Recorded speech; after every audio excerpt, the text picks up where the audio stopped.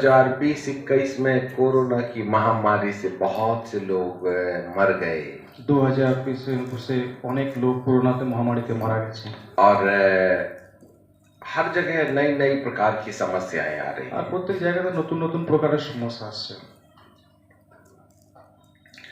प्रभु की दर्शन के हिसाब से प्रभु दर्शनेर अनुसारे अंधकार की जो शक्तियां हैं वो हवा में वायुमंडल में रहती हैं। जे हावाते जे शक्ति आछे ता वायुमंडलेर मध्य थाके,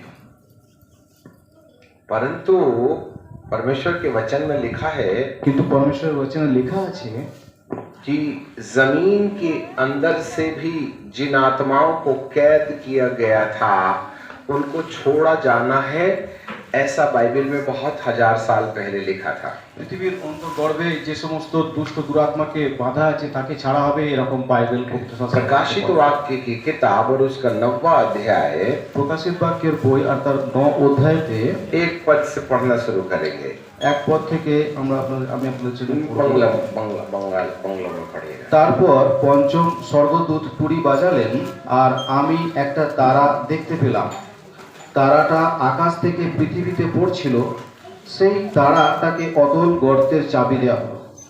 তারাটা সেই অতল গর্তটা খুলল, তখন বিরাট চুলা থেকে যেমন ধোঁয়া বের হয় ঠিক সেইভাবে সেই গর্তটা থেকে ধোঁয়া বের হতে লাগলো। সেই গর্তের ধোঁয়ায় সূর্য আর আকাশ অন্ধকার হয়ে গেল, আর সেই ধোঁয়ার মধ্যে থেকে অনেক পঙ্গপাল পৃথিবীতে বের হয়ে আসলো। সেই পঙ্গপালগুলোকে পৃথিবীর কাঁকড়া বিছার মতন ক্ষমতা দেয়া হলো। তাদের বলা হলো যেন তারা পৃথিবীর কোনো ঘাস বা সবুজ কোনো কিছু অথবা কোনো গাছের ক্ষতি না করে, কেবল যে লোকের কপালে ঈশ্বরের সিলমোহর নেই তাদেরই ক্ষতি করে। पांचवी पढ़ लो। এই সব লোকেদের মেরে ফেলবার কোনো ক্ষমতা তাদের দেওয়া হলো না বটে, তবে 5 মাস পর্যন্ত যন্ত্রণা দেবার ক্ষমতা তাদের দেওয়া হলো। কাঁকড়া বিছা যখন কোনো মানুষকে হুল ফোটায় তখন যেমন যন্ত্রণা হয়, এই পঙ্গপালেদের দেওয়া যন্ত্রণা ঠিক সেই রকমই। बस जमीन के अंदर में अथाह कुंड है পৃথিবীর অন্তর্গর্ভে অথাহ কুণ্ড রয়েছে, और जहां करोड़ों की संख्या में दुष्ट आत्माओं को कैद करके रखा है, আর যেখানে কোটি কোটি দুষ্ট আত্মাকে কয়েদ করা আছে। परंतु धरती के अंत के करीब करीब इन तमाम दुष्ट शक्तियों को जमीन से जहां कैद है उनको खोल दिया जाएगा। আর পৃথিবীর এই অন্তিমে যাদেরকে বাঁধা আছে সেখান থেকে খোলা হবে। और लिखा है कि स्वर्गदूत ने नीचे जाकर के अथाह कुंड का ताला खोल दिया। আর লেখা আছে স্বর্গদূতেরা সেই অন্তর্গর্ভে গিয়ে সমস্ত জীবনের তালা খুলে দিলেন, और वहां से धुएं के समान दुरात्माओं का एक बड़ा समूह निकल के बाहर आया। আর সেখান থেকে ধোঁয়ার মতন একটা বড় ধোঁয়ার মতন আকারে সমস্ত আত্মারা বেরিয়ে আসে, जिसके धुएं से वायु भी अंधियारा हो गई और सूरज भी अंधियारा हो गया। আর যার ধুমো থেকে বায়ু সূর্য সমস্ত কিছু অন্ধকার হয়ে গেল। और वो टिड्डी के समान दुष्ट आत्माएं थी, আর সেগুলোকে দেখতে ঠিক কাকড়া বিছের মতন দুষ্ট আত্মা। और जैसे बिच्छू का डंक होता है वैसे उनको काटने से बिच्छू के डंक से जैसा शरीर में दर्द होता है वैसा दर्द होता था। আর তার মধ্যে একটা এমন ভুল ছিল, যেমন কাঁকড়া বিছে কামড়ালে যন্ত্রণা হয় ঠিক সেরকম ধরনের যন্ত্রণা হতো। परमेश्वर ने उन तमाम दुष्ट आत्माओं को आज्ञा दिया, परमेश्वर সেই সমস্ত দুষ্ট আত্মাকে এই আজ্ঞা দিয়েছেন कि जिस किसी के माथे में परमेश्वर की मोहर नहीं है যার মাথায় পরমেশ্বরের মোহর নেই केवल उन्हीं को डसना। খালি তাদেরকেই কামড়াবে। पेड़ पौधे हरियाली को नहीं खाना, যে সমস্ত গাছপালা শাক সবজি আছে তাদেরকে খাবে না। पर जिसके माथे में परमेश्वर की मोहर नहीं है केवल उन्हीं को डसना। যার যার মাথায় পরমেশ্বরের মোহর নেই তাদেরকেই কামড়াবে। तो जो लोग मनुष्य लोग परमेश्वर की मोहर को अपने माथे में नहीं लगाएंगे वो इन तमाम अंधकार की शक्तियों के प्रभाव में चले जाएंगे। যে যে এই অন্তিম দিনে পরমেশ্বরের সিলকে তার মাথায় লাগাবে না তারা তারা এই সমস্ত দুষ্ট আত্মাদের হাতে চলে যাবে।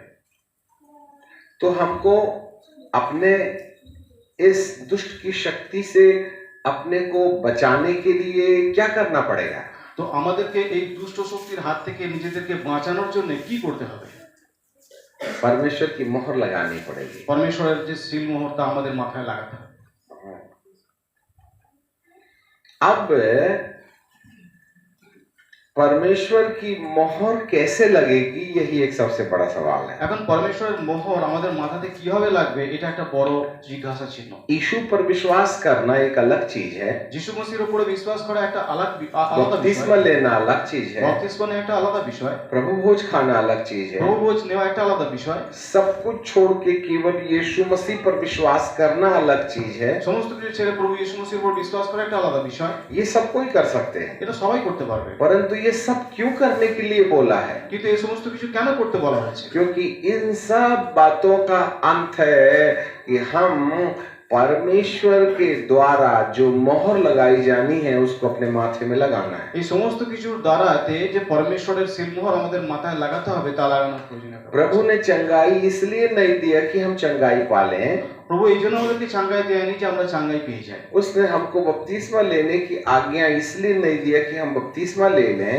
তানি আমাদেরকে বপ্তিস্মা নেওয়ার আজ্ঞা এই জন্য দেয়নি যে আমরা বপ্তিস্মা নিই। उसने पवित्र आत्मा पाने के लिए इसलिए नहीं बोला कि केवल पवित्र आत्मा पालें, আমাদেরকে পবিত্র আত্মা দেওয়ার জন্য এই জন্য বলেনি যে আমরা পবিত্র আত্মা পেয়ে যাই। वरन इन सब बातों के पीछे जो सबसे बड़ा उद्देश्य है वो ये है कि परमेश्वर ये सब बातों के करने वालों को परमेश्वर अपनी मोहर लगाना এই चाहिए। সব কিছু করার পিছনে মেন উদ্দেশ্য এটা যে আমরা পরমেশ্বরের সিলমোহরকে আমাদের মাথায় লাগাতে পারি। और यदि मोहर नहीं लगी আর যদি সিলমোহর না লাগে तो बपतिस्मा लेने, प्रभु भोज खाने और कलीसिया में आने से कोई मतलब नहीं, তাহলে বপ্তিস্মা নেওয়াতে, প্রভুভোজ নেওয়াতে, মণ্ডলীতে আসাতে কোনো কিছু লাভ হবে না। क्योंकि दुष्ट जो है हमको मोहर लगाने वालों को ही छोड़ देगा। কারণ দুষ্ট যে আছে তাদেরকে যাদের মধ্যে মোহর লাগানো আছে তাদেরকেই ছাড়বে। विश्वास करना अच्छी बात है, বিশ্বাস করা খুব ভালো, पर जो मोहर लगा लेगा কিন্তু যে মোহর লাগিয়ে নেবে फिर उसके पास दुष्ट नहीं आ सकता, তাদের কাছে দুষ্ট আত্মা আর আসবে না, मृत्यु नहीं आएगी। মৃত্যু তার কাছে আসবে না। और जिनके माथे में परमेश्वर की मोहर लग जाएगी केवल उन्हीं का नाम जीवन की किताब में लिखेगा। আর যার মাথায় পরমেশ্বরের সিলমোহর লেগে যাবে তারই নাম জীবন খাতাতে লেখা হবে।